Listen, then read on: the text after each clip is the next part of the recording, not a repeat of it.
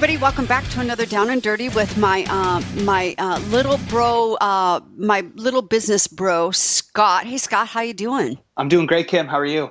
Doing really good. We got a really cool, pretty guest with us today from the Down Under. I want to know why they call it the Down Under. We're gonna have to ask her why they call it the Down Under. Or even Scott, you're so full of wisdom. You're like half. You're like I'm old enough to be your mom, and you've got so much wisdom. You could probably even tell me why they call it the Down Under. But a big shout out to the Bold Radio Station's team and our awesome producer Nesha. And we're broadcasting live at boldradiostation.com. Woohoo! It's exciting. And the issue with having someone from the Down Under on the Down and Dirty show, based on the past episodes we have, so many horrible, horrible, dirty jokes come to mind that I'm just not even going to go there. I think you should. I mean, why not? Come on. Let's open up the show with your mind. No. We'll let her do it. We'll let her do it. It's fine. Oh, okay. Then we will let Rach do it. So let's hey, Rach, come on out and welcome to the show. We so appreciate having you here. Oh, thanks for having me. I'm really looking forward to it. I just want to keep her talking, Scott, because I just love her accent. I know. It's beautiful. Oh, it really is. It really is. So, Rach, before we jump on in here, go ahead and tell the listeners a little bit about yourself, please. Well, I am an entrepreneur. That's what I do as my day job. And I'm married to the most amazing man in the entire world. He's the best husband ever. And anyone who wants to say they've got the best husband, sorry, no, you don't. I do. He's awesome. I've got 2 beautiful children and working on a third. We're currently growing a human. And I travel the world. I've been doing my businesses include I spent 8 years as an open relationship coach, which was really, really exciting. I wrote a book and I became part of the positive media for unconventional relationships, and they would call me when they wanted to get a positive spin on stuff. So life has certainly been an adventure. And yes, I live here down in Australia. I'm just north of Sydney on the Central Coast, so not far from those beaches that you see on all of those postcards. That is so true. We have this beautiful golden sand, this beautiful blue water, and no, we don't have huge amounts of life-threatening spiders and snakes that are in the local area. It is safe. I mean, how many people have we got here? 20 million people, and we're all surviving every day, so it's not that bad. I got to tell you, I have never been to Australia. And when I speak Australia, I have a tendency to gap Australia and New Zealand together because if I'm going to travel from the United States thus far, it would be gapping together. But I heard your country is absolutely beautiful. It's so amazing, and one day I will make my way there. But I've heard so many beautiful things, and what I do see on TV or online, it just, I'm sure in living, breathing daylight, in live, living, breathing colors, it's much, much prettier, much prettier. Oh, look, everything that you see in person is much prettier. Even when I've been to the US, I've seen things that just wow me, and it's so much better in person. So, yes, it is gorgeous down here. Yeah, I can imagine. So let's just jump right on in. I love it, the unconventional relationships. First of all, I just learned, Rach, I've known you a little bit. I've known you for quite a while on social media, and you've been part of my Bold collaboration group. And, you're so... I'm going to try. Let me see if I can describe the elegance that you bring to the table. You come in. You're so elegant. You dance so beautifully, like a prima ballerina. Of what you bring to the table, and then all of a sudden, I see a post of this unconventional relationship that you are in, and I'm like, oh my gosh.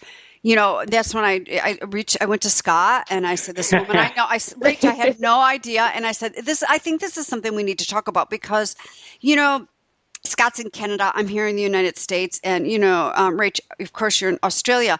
And we don't hear so much about Canada and Australia. We're hearing a lot of shit going down here in the United States. And what really bothers me the most is, look, to breastfeed or not breastfeed? Who's fucking who cares? It's got to work for mama and the little Yes. baby bear, so to speak. You know what I'm saying? So Uh-huh.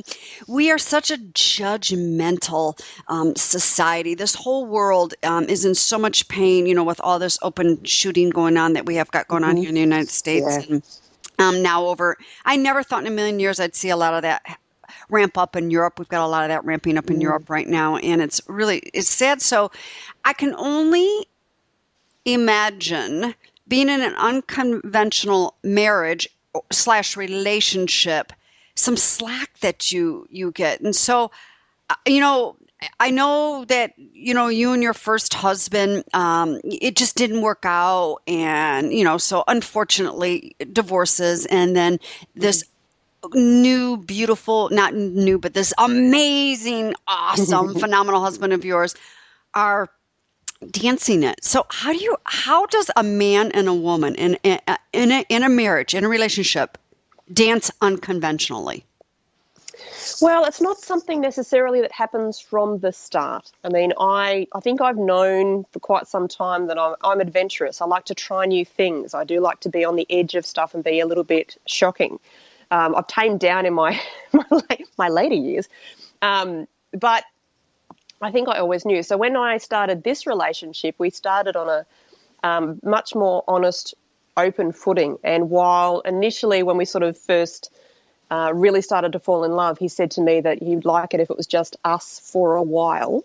That gave me the comfort to feel like he wasn't going to completely restrict me, as my first husband was a very jealous man and had his own insecurities, understandably. So seeing me even flirt with somebody else would just send him off. So having someone that I'd met that was just as big a flirt as me, and I'm like, great, you go flirt, I'll go flirt, and we'll come home together, was such freedom. And so we sort of started a little bit like that. It was a little bit open, but without going ridiculously open. So then we really focused on just having us, as I agreed with him. Let's just do us for a while and really get to know each other and build an amazing relationship. And it really didn't open up into it's not just opening up. We evolved our relationship to the point where we could open it up. And that didn't happen for 5 years. Although there was a couple of attempts in the middle, but my stuff got in the way. My fears, my insecurities, like, what if this other guy doesn't think I'm sexy, blah, blah, blah, which was a really interesting journey to go on that many do. So when we finally got into the space of opening up, by that point I'd done my first lot of coach training. I'd done NLP training, hypnosis training. I was very much into the personal development. So I had the tools to be able to manage high-end communication, to be able to deal with any emotional stuff that came up for myself and my husband and navigate us through that. And I think that's what gave me the edge. And as we were going through that first 6 months, I started to realize that this wasn't just about being adventurous. What it was actually doing was bringing us so much closer together because we were being honest in new ways. We had to be honest about who else we liked, and we were worried about what would the other person, what would he think or what would I think if I said that, and moving through the trust and building more trust. So it was this beautiful ebb and flow of communication, of daring to say, well, I'd like to try this, or I'd like to do that, or I'd like to do him, or I'd like to do her. And because when you first say that to your partner, it's just like, well, I'm going to say it because that's what I want, but I'm not sure how they're going to feel about that. And to have that land with, oh, that'd be really cool. I'd love to watch that, or however that came across. So it became a beautiful journey of opening up, and certainly in the beginning there were the concerns and the fears, but as we moved through each one of them, I started to realize that it was a journey of more connection, deeper connection within ourselves, but also with each other. And it became this little dirty secret that we had that nobody knew about. And so you go to work on a Monday morning after having guests over for the weekend and having completely debaucherous, fun. And to have someone at work going, oh, how was your weekend? And to have this cheeky grin on your face going, it was good. So what did you get up to? Oh, the same old. Threesome, foursome, usual. So it just really what it did was, by the time you get to the 5-year point with someone, your sex life does tend to it can get a bit boring. And Yes. Yeah. that was, we'd had a child together by that point. So we'd had fallen into that rut of two and full time jobs, having the children, very much the mundane. So this really added so much spice to our lives that not only were we having sex with other people, that our sex life got this massive boost. And it was exciting to be in the relationship because we got to have all these adventures, but we got to have them together. And then that just continued to evolve over the next 8 years, to the point where, and it took time, but to the point where we were having dates with other people without our partner. But it took time to get to that level of trust and communication to feel completely comfortable with doing that. So within the first 6 months, I realised that there are a lot of people that didn't even know about this as an option that could really spice up their relationship, or maybe even address a couple of problems if you've got people in the relationship that are very, very adventurous and really need variety. Keeping it to just two people is like, there's only so many options when there's only two people. But you add a third and all of a sudden this whole plethora of stuff opens up. And then you add a fourth and then there's a whole other lot. And then you add 5, well, it just keeps going. So it just, there's so much to do. Like early on in our relationship, we wrote down this list of all these things we wanted to try. And a threesome was definitely on there. And they're all sexual things, what we call our fuck it list. And then I love it. Love it. As we got into this lifestyle, we started to realize that we were starting to do things that weren't even on the list. So we had to add them to the list. And then that opened up other stuff as we talked to people and got to know people, and people were sharing different things that they'd done. I'm like, God, I hadn't even thought about that. Better put that on the list. So it's been fantastic. I mean, my husband and I, both of us, didn't really spend a lot of time being single and exploring a lot of this stuff. So in a conventional relationship, we just never would have been able to do it. But I'm really glad that he was able to let go with me, and for us to be able to go on these exciting adventures and do all the stuff that so many people only ever dream about. But we got to do it. So, and you guys, the two of you are raising children. So, how, is there conversation with the kids involved in, or like, how do you do that? Because first of all, your oldest one would totally grasp it and understand it because your oldest one is old enough. Yep. Yeah. By the time we shared it with her, and we didn't go into detail. It's like having the sex talk with kids.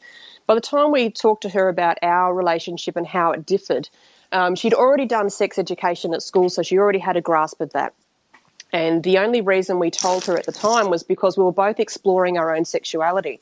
So my husband was exploring it with men, and we had a great, fantastic gay friend of ours who was, willing to come and be a part of that.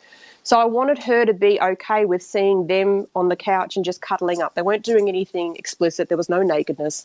But just to be able to know that, relationships come in different flavors, and, explain just the mechanics of our relationship so that she would, as she grows older, she can then choose for herself what relationship format works for her.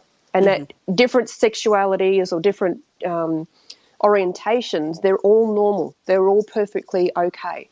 So we told her when she was about 11, nearly 12. But when we didn't, like I said, we didn't go into detail. We didn't give her anything graphic, but we just let her know why we, that sometimes we have friends over, and we enjoy exploring things with them.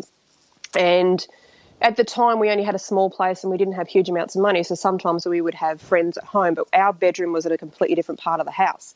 So, the kids already knew that they had to knock on our door before and wait till we said yes before they could come in.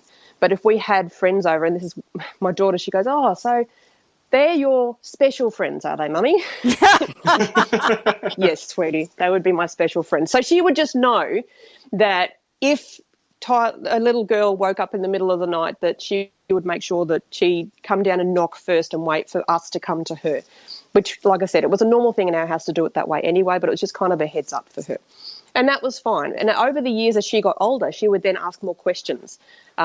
She explored her own sexuality, and it just meant that conversation was very open. She became the go-to girl for all of her friends for their relationship troubles, because everything we were talking about and teaching her was how to have complete open communication and trust within a relationship. And she led the conversation in her year 9 or year 10 class about bisexuality. She led them into a discussion about there being different types of relationships, and her teachers were completely blown away by the level of maturity that she showed and the openness that she showed around it all. So it became, I think, a really good influence. We did have a conversation with her a few years later, when we ended up getting into the media quite a bit, and I asked her before I even did it, I said, are you okay with me getting in the media and talking about this? And she said, yes, because people need to know. And if anyone has any questions, then I can answer them. So she was really good. Wow, I'm impressed. I'm impressed, and Yeah, definitely. yeah, I'm impressed. And so Scott, I'm gonna let you jump on in because I have like 1,000 gazillion questions. I was Oh, gonna I do. say you either need a chair to sit on or a towel or something. Like knock the sweat off. You're good. You're good. But I'm like a 3-year-old curious. I'm like a curious kid. you're I do that like a lot. I you're like just. I was with the dominatrix. Oh, I know. Oh, Ooh. yes, we had a dominatrix on this show, and Oh, yes, cool. Scott was in hog Oh my heaven. God, I was in Oh, heaven. That I was bet. beautiful. So, like, I'm a serial monogamist. I honestly, it's a new thing. When I was younger, I was a lot more adventurous. Hmm. When I was in the music scene, I did the threesome thing. I did the group experimentation thing. It was a lot of fun. But for me, that's all it was a lot of fun. Hmm. And then as I got older, I found myself headed more toward the monogamy side of things because one thing I did notice was growing up when we were younger, I don't think we had the maturity to do it properly because Yeah. everything was great when we were one on one. But then you add a third or fourth in, and your entire relationship just changes. The entire dynamic changes. Yes. So for me, this is amazing to see it go the opposite way, right? Because like as I get older and I start taking on bigger jobs and things like that, I find that one partner is definitely enough to handle. Yeah, but that's the thing. It's the level of emotional maturity that makes a huge difference. Hmm. So that's why I ended up working with couples in their relationships, those who were curious about it, those who really wanted to do it or were looking at it as an option or were stale in their relationship and didn't know how to bring it back to life. This became a good conversation. And I said, look, you don't even need to go into the space of swinging or having these kinds of things. Just roll it over your relationship, like shine the light on your relationship and go, okay, well, if we were considering this and this is what was going to happen, how would I feel about that? And what it does is it brings up all of your emotional crap. Hmm. Perfect. It Yep. does. Yep. Once you work through that, when you've got a level of trust and security within your relationship, and it starts with you, then this stuff becomes. It's not about the other person. Okay. There's a term called compersion, and it's the opposite of jealousy. So jealousy, everybody knows, it's like when you see your partner with someone else or looking at someone else, but they should be looking at me. What about me? Am I not good enough? That's the Mm. insecurity. Hmm. Compersion is the opposite. Compersion is, I know they love me. I know that we have an amazing relationship. I know that I am more than good enough for them. And when I see them with someone else, I love seeing how happy they are and how much fun they're having with that person. Or I love seeing how turned on that other person is getting because that's my husband. Woohoo! That's my husband. Yeah. That takes a lot, though. I mean, that Yeah. takes a lot of inner personal strength, But it growth. doesn't. That's the thing. It doesn't in the moment. Like once you've gotten to that point, Yes, yes, yes. yeah. But it But doesn't take a lot in the moment. no, but I getting to that point, getting to that point, that journey, like Rachel, like what you were honestly, saying, that you were saying, Yes and getting no. the journey. I've got Yeah, to but I've got to disagree a little. yeah, If I may put in my interjection, then you can please, explain yes. it. Like I found with me that like one of the most exciting things when I was, I'm going to say I was probably about 21, 22, was finding out that the woman I was seeing at the time had the same taste in women as me. So it became just Yes. this quest, and everything was Yes. awesome. And then we started finding these girls that we were really interested in and all of that. And then Hmm. we also found out that she and I both were not into the two male situation. And as we Hmm. started moving forward, we started like meeting these girls, and they were amazing. And wasn't very difficult because when you play in bands and stuff, they're everywhere. Yeah. But what I found was interesting was the aftermath. The first part, getting to that point, was Hmm. not hard. It was living with it after, when you see each other after in the hallway and you don't quite know what to say to one another, because, some people are like, hey, that's fun. That was a blast. And then, of course, the jealous girlfriend was like, yeah, but you're not seeing her ever again. Or, things like that. So things got really, really interesting afterward. Yeah. So that's, again, it comes back to the relationship. It comes back to the personal security within the person. Yes. So that's the thing. And when you said it takes a huge thing, and I don't think it does for everyone. I've never been a jealous person. It's not been part of my nature. Yep. Not to say that at times I haven't experienced it in some form of another, but when it has come up, it's been a neon flashing light that says, Rach, there's something not right here within you. And I knew that. So I would work on that, deal with that, and we would sometimes in those moments, we would have these big, open, honest discussions and go, well, this is how I'm feeling right now, and I know that it's my stuff, but here's what I would like from you, which will help me to move through that quicker. So we would have these agreements, and we were so fluid with each other, and that was the beautiful thing. Because we know that some days you feel great, you're on top of the world. Someone could ask for a threesome, you go, yeah, fuck you, go. And then other days, you're PMSing, you haven't had enough sleep, and he's asking you or she's asking can I go do this thing? And in that moment, you're going, actually, I really don't want you to. So we gave each other permission. It was part of our agreements when we went into this, that the other person at any point can veto it, can say, no, I don't want to do this right now. And it would always be our relationship came number one.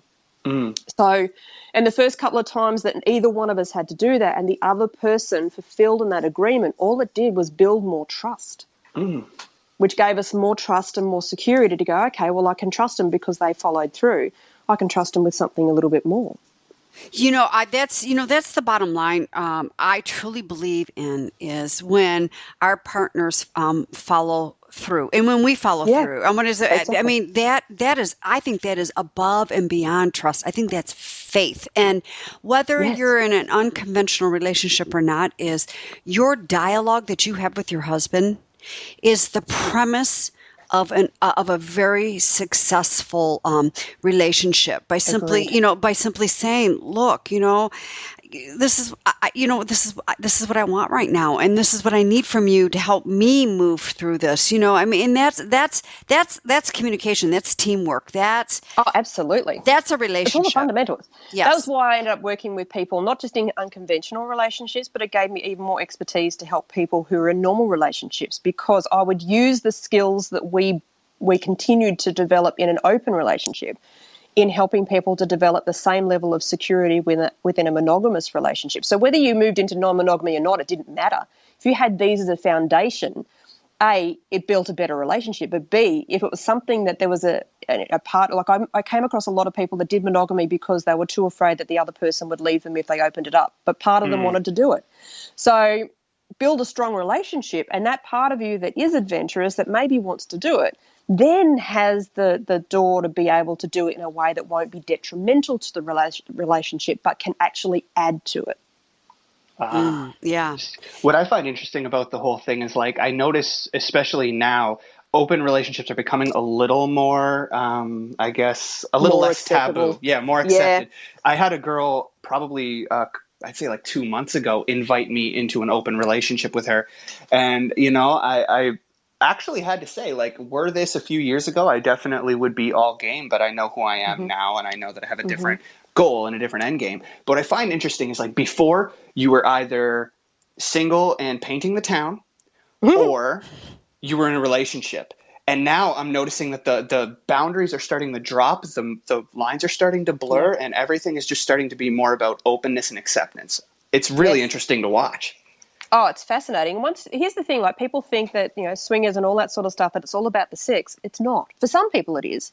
What I loved about it was the beautiful friendships that I created out of it. I did have some emotional connections with people. There were some people that I connected with in a different way.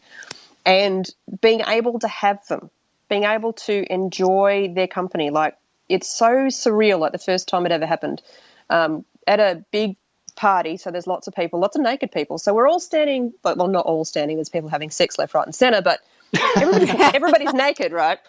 And we're sitting there with a glass of wine, completely naked, having just had sex or, mingling. And we're talking about everyday things, but completely naked. Everybody's different sizes and shapes. Nobody's sitting there judging and going, oh, my God, look at her stomach, blah, blah, blah. Yeah. It just became comfortable because the thing I had to get over very early on, which a lot of people do when they first go into this lifestyle, is body shame. Now, everybody in that room, even though it was a high-class swingers party, it was in a very well-to-do suburb and they're very strict on their screening, so there's some very beautiful people in the room. But everybody has flaws.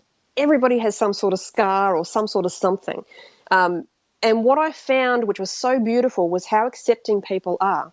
They're enjoying the person's body. They see the sexiness in them regardless of the stuff that's on the outside. And it gave me a huge wake-up call. I started to let go of being so worried about what my body looked like and allowed myself to really just let go in the moment and enjoy being adored, enjoy being pleasured, enjoy in giving and receiving. So it was a huge shift. Like it's not, when you look at it from the outside, it's like everybody's having sex. Yeah, okay, that's great. But there's actually a lot more depth to it than people realize. Mm-hmm. Yeah, It is a huge ground for personal development, even building personal, like self-confidence in a sex sense, in a sensuality and sexuality and everything. I want to get a little raunchy here for a moment. How many people have you had like in a room maximum?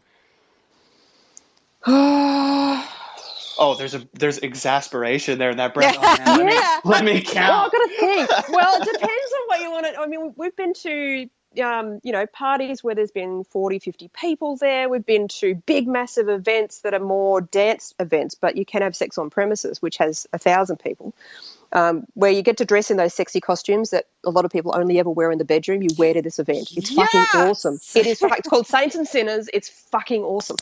So, and then we've had private parties where we've had anywhere from 3 or 4 people up to 20 or 30 people.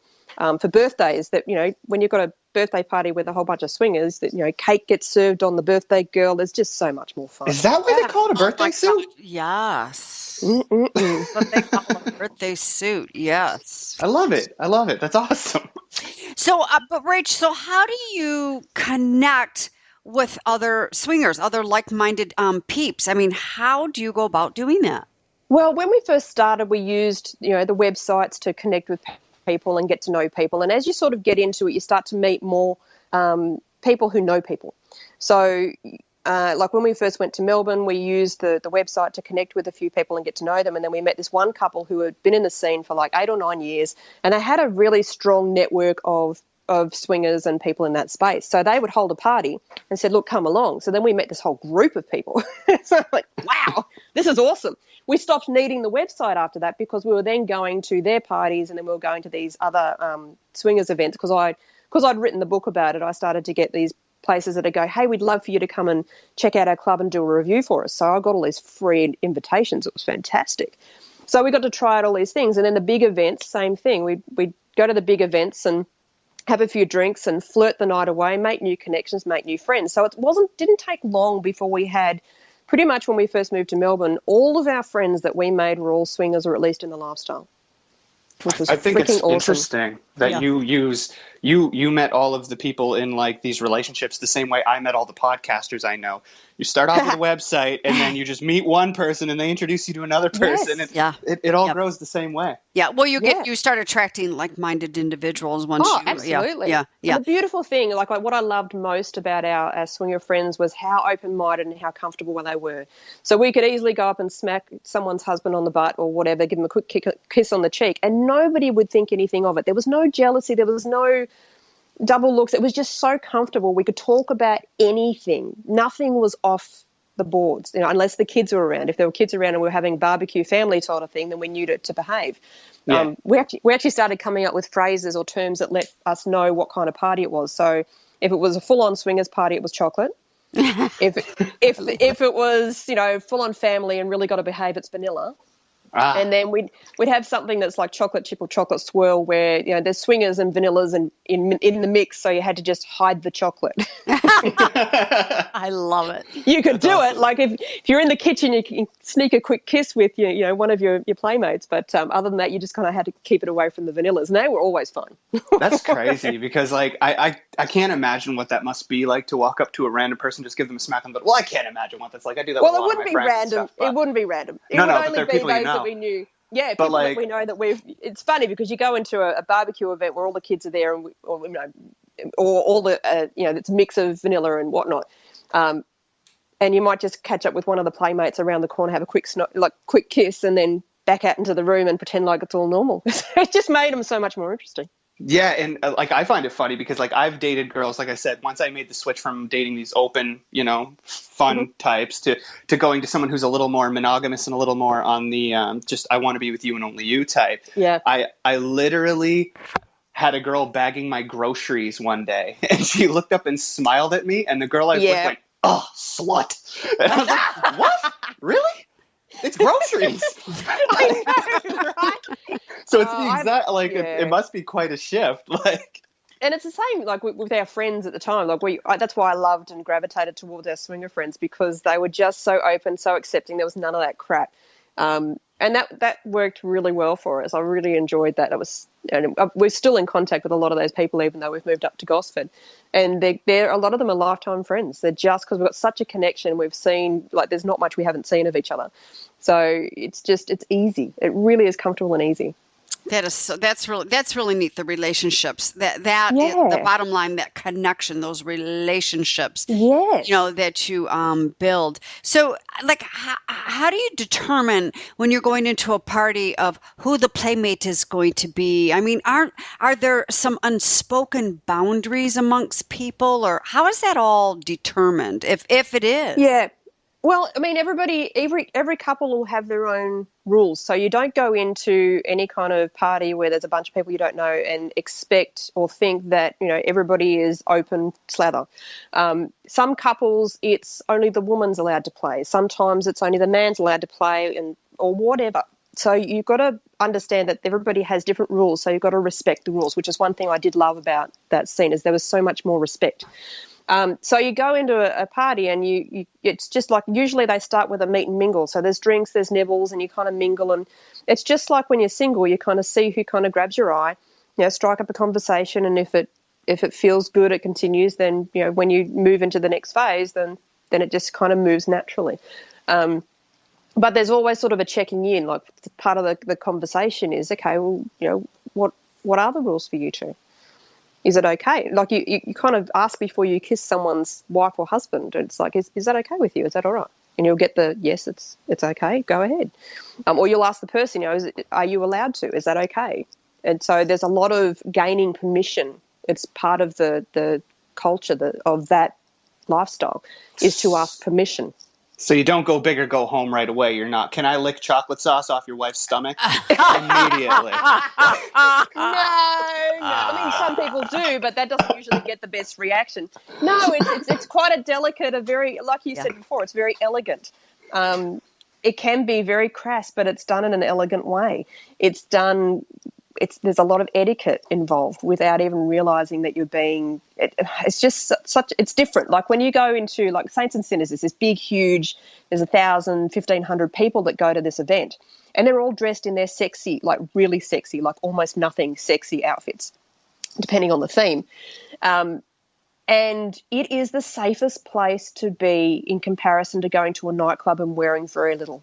Yes. There's a lot more ask permission. Is it okay? Knowing full well if you're there as a part of a couple or a third wheel, that you ask permission.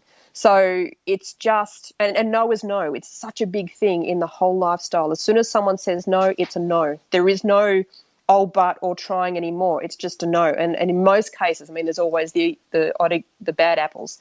It is respected, which is very different to the mainstream clubs and stuff that you go Yes, to. it is. You're right. It is very, very different. Absolutely. So is there ever a time, Rach, like, outside of the party, whether it's a small intimate party right there in your home or, a large event that you and your husband are going to, do you ever afterwards, outside of that, go on a single outing date, whatever you want to call it, with a playmate? Or is this always involved in groups?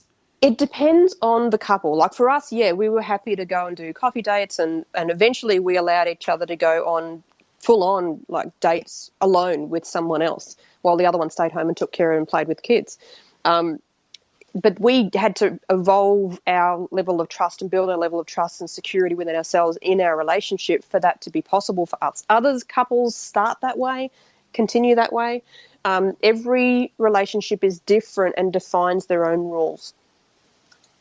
I love that. I really love that. I love that every couple, the relationship is different, defines their own rules. And then it's, like you and your husband have your own rules, and you walk into this small intimate party or a large event, and it's respected before you even sneeze, hiccup, so to speak. Always. And you're right, it's so much more.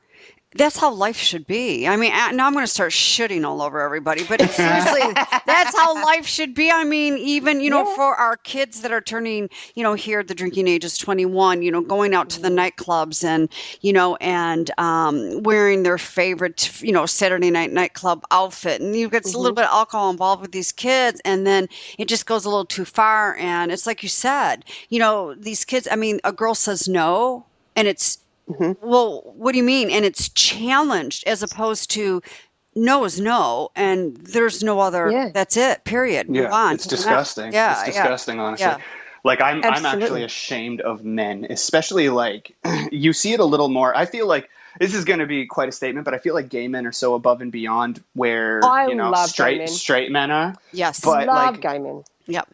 gay men seem to have a better understanding of like everyone should just be and be accepting.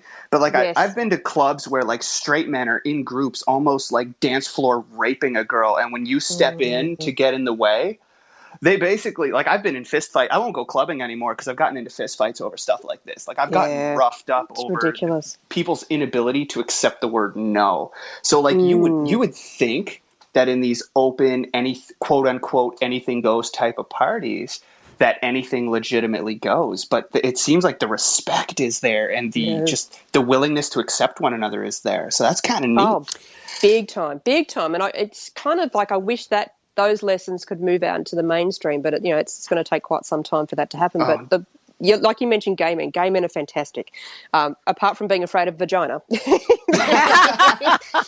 I met, like, it was surreal because I met a bunch of gay men, and the funniest thing is they a lot of them do love kissing women, and those who hadn't kissed a woman in a long time loved kissing me. So that was just one of my games. I loved doing that to see if I could get the gay man to kiss me. It was so much fun. But they were great because they were so open and accepting and curious about our relationship as much as everybody else. And we made some fantastic gay friends through that period of time, and still to today. My experience with gay men is they just keep trying to either convince me I'm gay or B, wishing I was. So that's my experience with gay men. Yeah, definitely. I was lucky. I had a husband who was open to playing in that space and exploring that for himself. So that worked out really well. So I'm just going to sit back and watch you two. I have a funny and ignorant kind of question to ask you.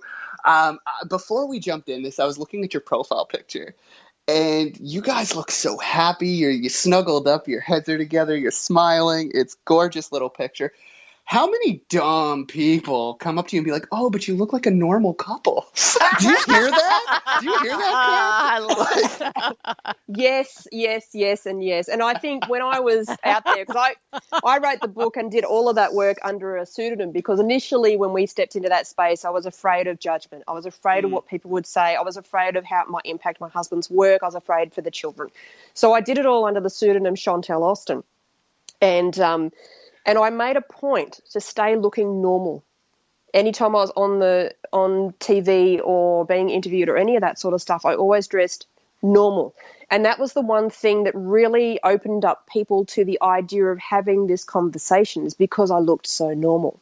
And they had this built up perception of what swinging and open relationships and all that was. And it's always based on the extreme version that you see in the media. It is never based on reality. So they come in with this extreme, and I don't look the pictures, which then open them up to go, okay, well, tell me more about that. And I had the best conversations with so many people. In fact, one woman, devout Christian, and I was having this conversation with a group of people, right? So it wasn't just her. Yeah. She was just on the edge. She was just kind of listening to me, and I was talking similar stuff to what we've been saying today. And she started to ask questions. She's like, I'm like a Christian, and this is something that I would never, ever do, and I would never have even thought about this. And I started to say, well, this is just one way of building a stronger relationship in other ways. And I can't even remember what else I said, but at the end of the conversation, she turned around to me and she said, you know what? It's probably something I will never do, but you've opened me up to being able to not judge others who choose this as a relationship option. I'm That's like, so nice, isn't it? You know, you that's guys, all I want to do. you know, no pun intended here and no cliche, but you know something? Back to when we first started the show here, you know, it's different strokes for different folks, and it's got to do, it's, listen, and it this sounds so cliches, but seriously, it's, you know, to breastfeed or not to breastfeed. It has got, everything has got to work for the individuals within the confinement of their home, the walls, the 2x4s of their walls. And all of us standing on the outside, sure, there's judgment, but to judge so much we hate and start doing horrible things to those people or you know, saying nasty things, it's got that, it's enough. It's enough because we don't pay those people's bills. We're not raising those people's children. Who in the fuck are we to judge? You dropped the F-bomb this time. I know. I know.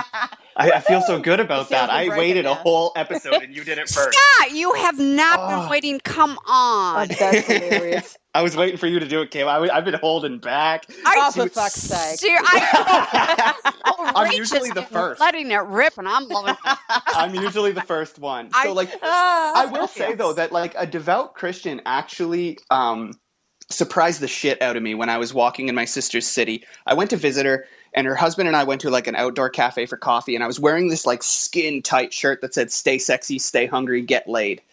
And when I was walking around, I love it's it. like, it's the douchiest shirt. Like, it's like pink and lime green and yellow. Like, it's the douchebag uniform. And so I was walking around in this shirt, and everyone was giving me dirty looks, and people were like, just, they'd read it and like turn their noses up. And I walked by this old woman, and we were crossing a church, and she was coming out of the church, and she was like really old. And I judged her immediately because I was like, oh, great, here we go again. So I started to cover up, like, you know, I was reaching for my sweater. I lent it to my girlfriend at the time, and I was reaching for it. And as I was, you know, walking by, this woman gave me this coy little grin and said, "I love your shirt." And I lost it. And she was like, "Could you hold it out so I could read it?" And she's like, "Stay sexy, stay hungry, get laid." She's like, "Good philosophy." And off she goes. Like, it was just That one of the is funniest awesome. things. Yeah, I love that people moment like that. stands out for me. Yeah, for sure. And that's the beautiful thing. Like, I've loved my journey in this space because it's connected me with a lot of very open-minded people, and I've learned a lot. Like, even my mind's been opened by I've made some good friends who are dominatrixes, and I'm like, all right, I want to know more about that. Tell me more about this kink scene. You know, it's not something I was ever into, and I could never understand it. So it was great to be in a space where I could connect with these people and go, okay, tell me more. So I approached it all with curiosity, and that's something that I started to teach. We go into judgment when we decide, no, it's wrong. But if we can come at everything that seems odd in our lives or weird or wrong and come at it from a space of curiosity, then you're opening up to being able to maybe understand it. You don't ever have to do it, but you can at least stand in that person's shoes for a second and go, okay, I get why that works for you. Because we're all so different. That's just how I live my life. I mean, I am so curious of different cultures and different lifestyles and, you know, different people's different opinions on politics and spirituality and religion. It's when the person starts to cram their opinion down your throat, or when they Yep. say, "Oh my God, you're voting for so and so," I thought you were an intelligent person. It's like, oh, you know what? Oh, Fuck you and the horse you rode in on, because you know what? I yeah. mean, this, because I'm me, I get to do. We are Hmm. all. It's not just because I live in the United States of freedom. We all, no matter where we live, have a right to choose, and it's not anyone else's business. So Scott and I we have a really cool woman coming up on this show, in a couple of months. She at the age of 65 transgendered.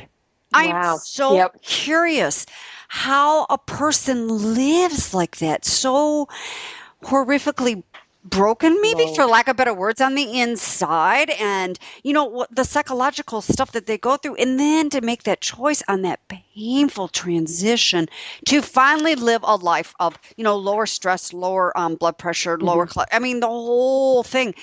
And I'm not here to judge that. I'm not here to judge a gay person. I'm not here to Hmm. judge any of that, but I'm curious, and can we all come together in my home? Please. I know, Come right? come down, everybody. I I've love been it. lucky like that. I am one of my friends. As we were in this sort of space, we met. It was him, and he had a wife and two kids, and we were in this beautiful lifestyle together. And then over the period of time, as we knew each other, it turned out that he was a she, and then that sort of broke up the relationship. And he trans he transed into she, and now living a life where she's so much happier. So I've been there through the entire transition, and I've been curious, like always, like you, like, oh, okay, completely supported her through the whole thing. It was not a shock. Like, she goes, okay, this is what's happening. I'm like, cool, okay, go you, which was a very different reaction that she got from other people. Sure, So sure. the one thing about all of this stuff that I've been able to do, all the people that I've met through this journey, has opened me up to be so accepting and so curious. That I find complete strangers who somehow hear about me are coming to me and going, well, I've never told anybody this before, but blah. I get that all the time because I'm just naturally so accepting. It doesn't matter what you tell me. I'm not shocked. Part of me might go, oh, okay, not for me, but okay, tell me more about that. How does that make you feel? What is it you're struggling with? And be able to work with them through that on the emotional side. So the other thing I wanted to mention too is, we've been talking a lot about this swinging and whatnot. And then one thing I want people to remember is anybody you meet, you're only seeing like the top of the iceberg. There is so much more to them. Like, Yes. I'm an enigma in a lot of ways because, yeah, okay, we've been in this open relationship doing all this stuff, but I'm also very, very spiritual, and this is what I've been focused more on more recently. So my business now, instead of being focused on non-monogamy and relationships, I'm now working with entrepreneurs, helping them to move through, again, still move through their emotional crap and their mental crap, because that part doesn't change no matter what you focus on. Right. But working with people on a spiritual level, helping them to connect with their team in spirit, which is completely if you see me in a space where I'm in a swinging space, nobody knows that I'm spiritual and intuitive and all this other stuff that I do. So I wanted to get that message across, that it doesn't matter what you see about a person, what context you see them in, that is only a slither of who they are and who they can be. Yes. Yeah, that's true. That's so true. And that's why I'll bring this right back around again to that J, that judgment word. It's like, pull back, take a deep breath and pull back, and go into the C word, curiosity. Ask, just ask. I'm constantly asking people. I could spend 10 minutes with somebody and walk away, and I can tell my husband a whole dissertation. And he was like, how do you get that? And I'm like, I don't know. Because I'm curious. I'm very caring. I care for that other person. It could be a complete stranger walking down the street. And I'm curious. I'm curious, So, Best place to be. and that's just, how that's how I love to learn and grow about other people, and everybody's got their thing. Scott, what about oh, I just lost the word for it. It starts with, sounds like. Hello, Carol Burnett, pulling on the ear. The suspension that you did. Yeah. God, good God, I can only imagine some of the shit that people said to you about that. It's like, Oh yeah, all the time. Like no one understands why I would let a human being stick hooks into my back and hang me from aircraft cable. But truth be told, it was a very, very uplifting experience. It was pretty interesting. Same. Yeah. But I mean, went to this event called Sex Camp, or it used to be called Sex Camp here in Australia, and there were I purposely went to all the workshops that I would be uncomfortable going to. I'm like, I've got to find out what it is about that. So I went to a riding crop workshop where we used crops to. oh, nice. I'm like, oh, okay. And then I went into a tantra workshop because I hadn't really explored tantra, and it was, oh my god, orgasms, and walked out of there going, God, just where's my husband? I need to put him up against a wall. And then went from there into this sensual rope play. And when I went into the sensual rope workshop, I'm like, I don't understand rope. Why would rope be sensual? How could it be sexy? How could it be fun? I mean, all I can think of is rope burn. And it was shibari, which is a Japanese style rope bondage. Yeah. And I just sat there and watched it and went, oh, my God. I thought when I walked in there, because I'm like an A-type personality, I'm thinking I'm going to be the rigger. I'm going to be the one that ties people up because anybody tying me up, I don't think so. I walked into that workshop, watched it, and funnily enough, I'd been there. The guy that I was sitting with, I'd been with the night before because I had permission to do so. So he's sitting behind me, and when the guy said, okay, well, who wants to be the rigger? My man chair put his hand up, and I'm like, nah, tie me up. Just tie me up. So at the end of that workshop, I basically said, look, can we buy rope at Bunnings on the way home, which is a hardware store here in Australia? And it's like, well, no, that's not the best rope to use, and I learned all about the stuff. So I came home, I told my husband all about it, and I showed him how to do stuff and got him some training on this shibari rope bondage. And I'm like, damn, this is good. I like this. But I would never have found it if I didn't get past my own judgment and allow myself to experience it in a different way. Mm-hmm. And that's one of those things, like with the whole suspension side of it. It wasn't sexual. My best friend, he's like a brother to me. He does body modifications, like brands, scarifications, suspensions. And I've had one of each. Like I've had skin removed. I've had a brand. I've got one on my wrist. It's the Pirate P, actually, that they used to brand people with. And then I've had suspensions.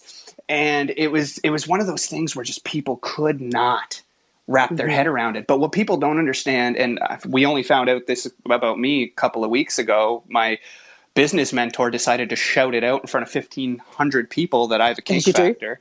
Yeah. He told everyone that I was kinky. But it's just one of those things where, like, I was expecting a lot more judgment when I did it, but I wasn't expecting the people who actually judged me to be the ones who did. Yeah, I thought the worst judgment was going to come from strangers, but it actually came from the people closest to me. It absolutely, does. Absolutely, all the time. Here's the thing that I found, and this is why I loved my journey, because I was out there in the public talking about my open relationship, and what I found was, you're going to get judgment. There's going to be people that go, oh, how could you do that to your children? Blah blah blah. Judge.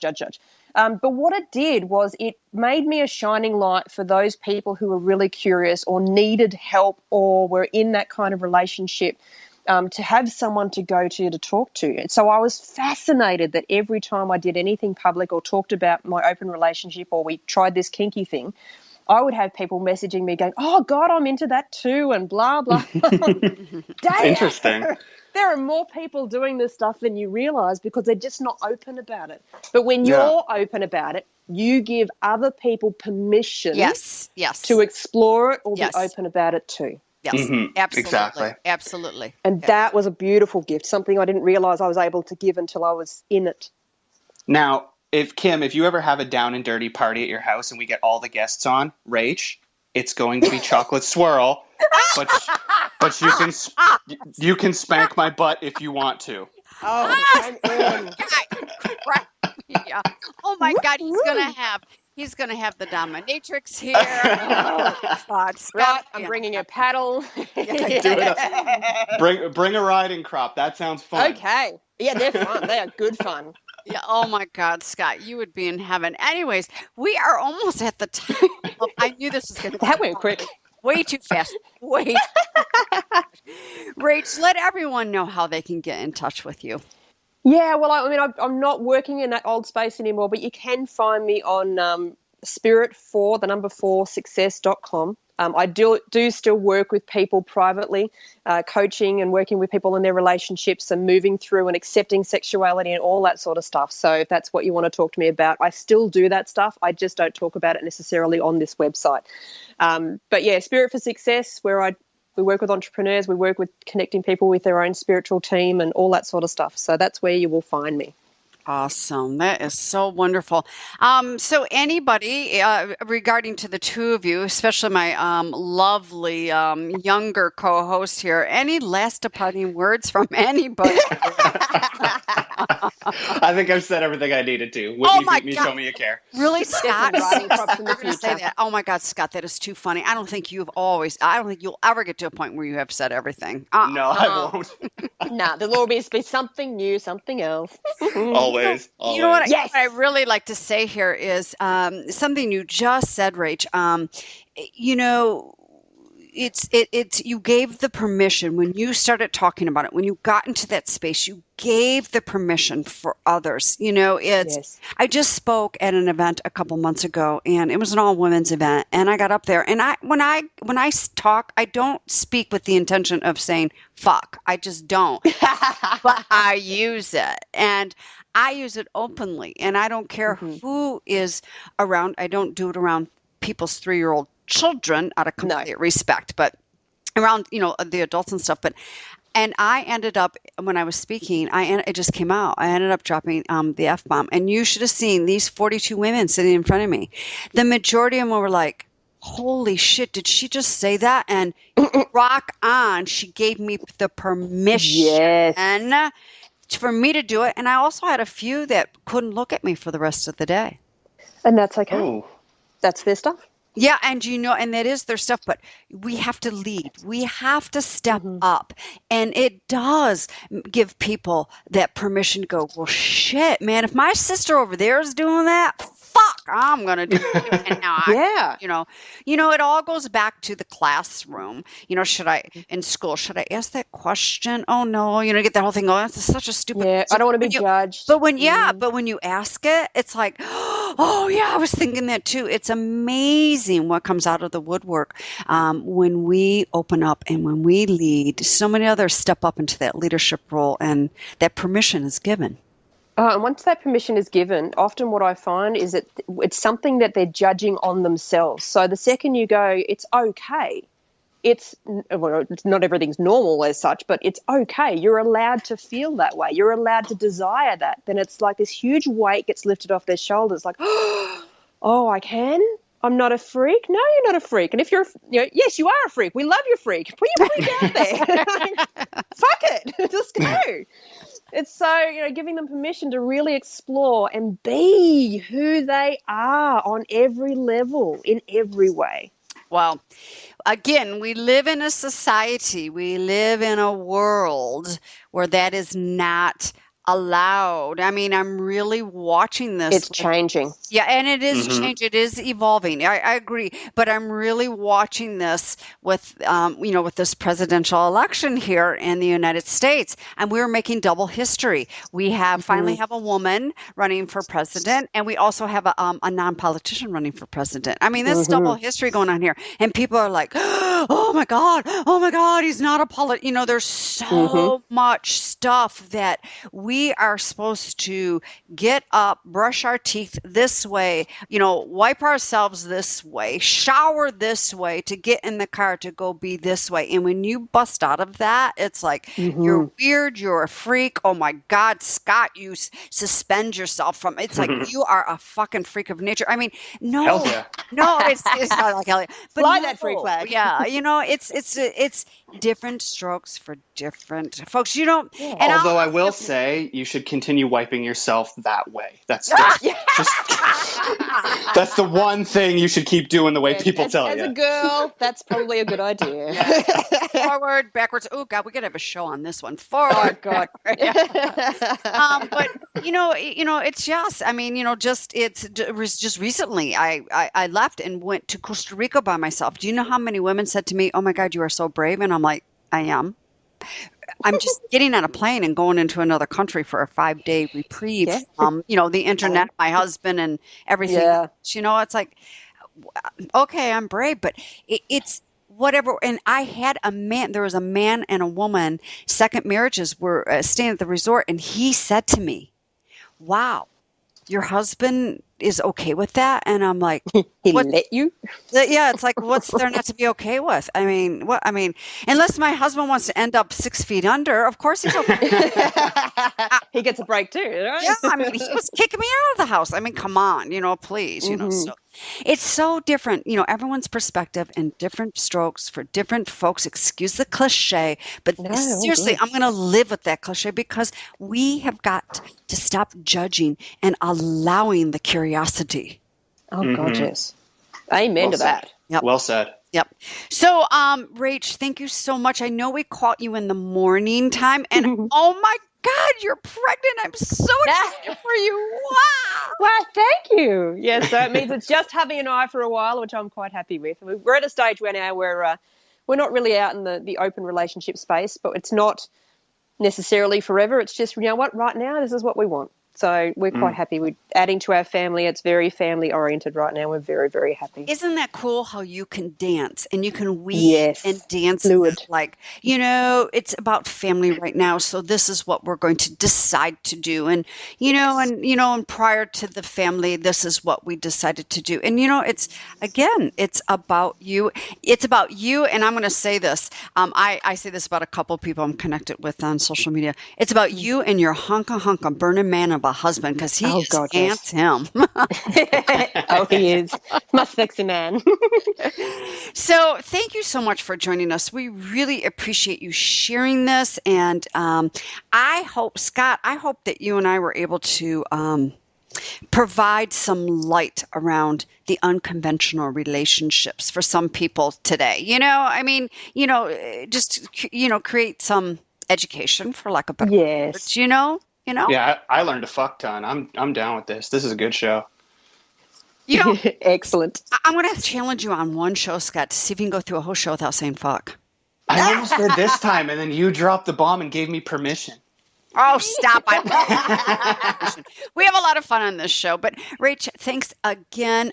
Everybody, thank you so much for tuning in. Join us right back here next week, same time, same place with the Down and Dirty Scott and Kim. Make it a great day, everyone. Thank you.